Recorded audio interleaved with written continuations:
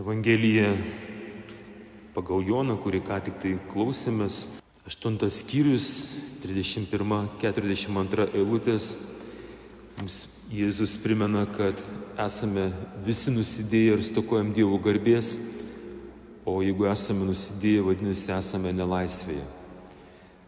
Tai iš ties nėra lengva pripažinti, jeigu suprantame laisvę tik vienapusiškai, jeigu, pavyzdžiui, mūsų tėvynė yra laisva šiuo metu, bent jau iš išorės, čia nėra kažkokios tai okupacinės kariuomenės, mes galime kalbėti savo gražią kalbą, turime savo vyriausybę, yra demokratiniai rinkimai, tai tikriausiai esame laisvi.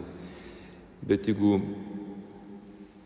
būsime sąžiningi, ko gero teks pripažinti, kad Jėzus yra teisus. Jisai nebuvo, bet jisai yra teisus. Ir mums yra prašymas. Tai, kad tu ir aš esame nelaisvėje, tai faktas. Dabar tai, kad tu žinai, kad esi kažkurioje vietoje savo gyvenimo srityje, sakoma, kas daro nuodėmę, yra nuodėmės vergas. Tam tikroj srityje, jeigu jautiesi esąs vergas, o tų priklausomybių, kiek žinau, yra priskaičiuojama oficialiai 150 rūšių, dabar gal net ir dar daugiau atsirado su socialiniais tinklais. Tuosiu kaip tokį gal net ir pavyzdį, toks šiuolaikinis žmogus, kuris negali paleisti išmanaus telefono savo rankoje. Viskas, tau galas. Sveikas atvykęs, esi normaliai pagautas ir negali paleisti. Kaip ta beždžionėlė pagauta, įkišo ranką į stiklainį, kur buvo obuolys. Taip gaudė beždžionės. Kažkas iš mūsų norėjo pasityčioti ir tie, kurie mano, kad jisai nėra beždžionė. Pažiūrėk, kaip atrodo šiandien. Įkišai ranką ir niekaip negali paleisti, o nepaleidęs viskas. Taigi, dabar prašo Viešpats, siūlau bent gavėnios laike išsilaisvinti. Kaip tai galima padaryti? Pirmiausiai atsiverskime Dievo žodį ir taip, kaip jūs šiandien padarėte didžiausia dauguma, sako, pasistengkite perskaityti ir išgirsti dar kartą, ką aš sakau. Kalba Jėzus, Dievas kalba. Jūs pažinsite tiesą ir tiesa jūs padarys laisvus. Ir primena, kad taip, tavo vergystės, mano vergystės būsena, jinai nors yra, bet jinai yra laikina. Vergas neamžinai namuose lieka, jis neamžinai kaip ta pagauta beždžionėlė. Bet sako, vienintelis, kuris lieka šiuose pasaulio namuose, tai yra Jėzus. Ir jeigu Jėzus tave išvaduos, tu būsi išties laisvas. Ir pažinti tiesą, vadinasi, skaityti Dievo žodį ir būti ne tik klausytus, bet būti iš karto vykdytus. Ir dabar toks labai konkretus veiksmas.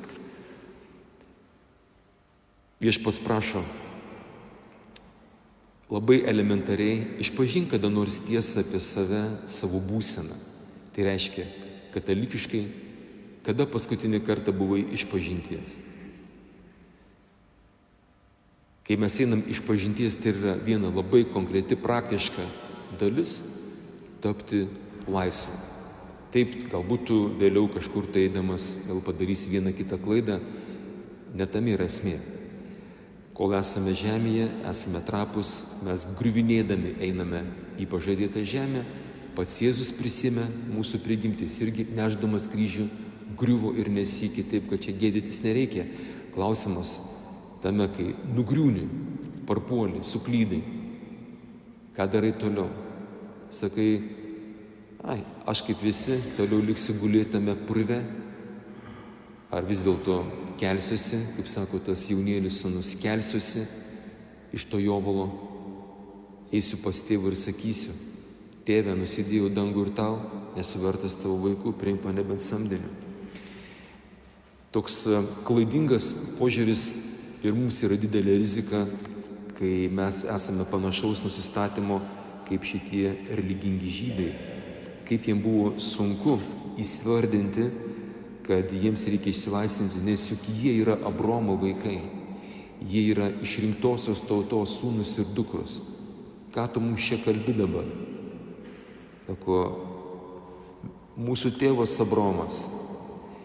Ir jie netgi turėjo ir toks posakis 1001 būdų argumentuotai sutriuškinti oponentą. Toks dabar yra medingas žodis prieš rinkimus - oponentą. Na ir ką, papylė jam tam tikrų kaltinimų. Sako,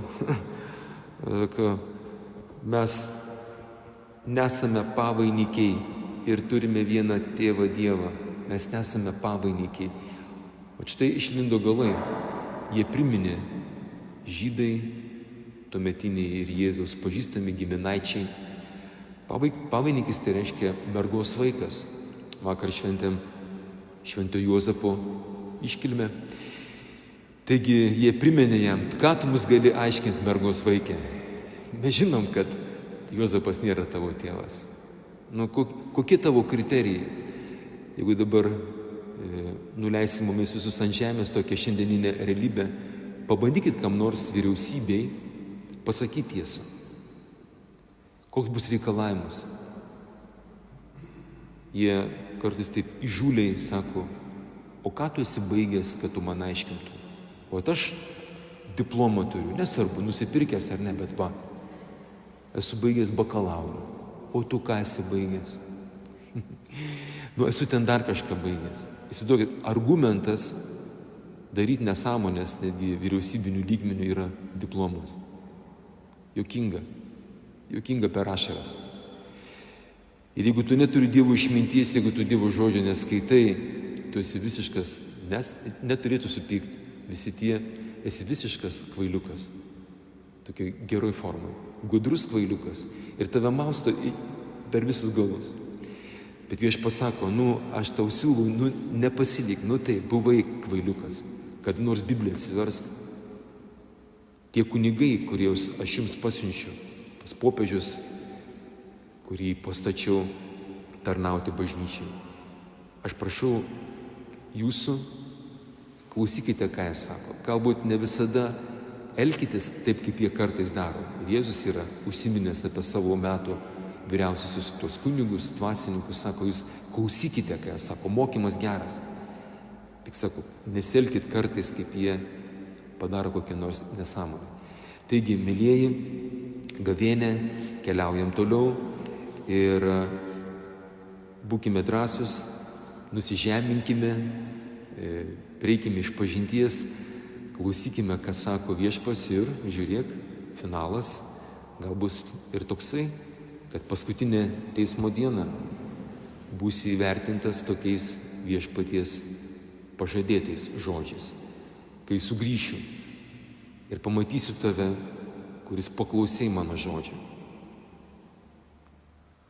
Šaunusis ir ištikimasis tarne, įeik į mano amžinai džiaugsmą. Amen.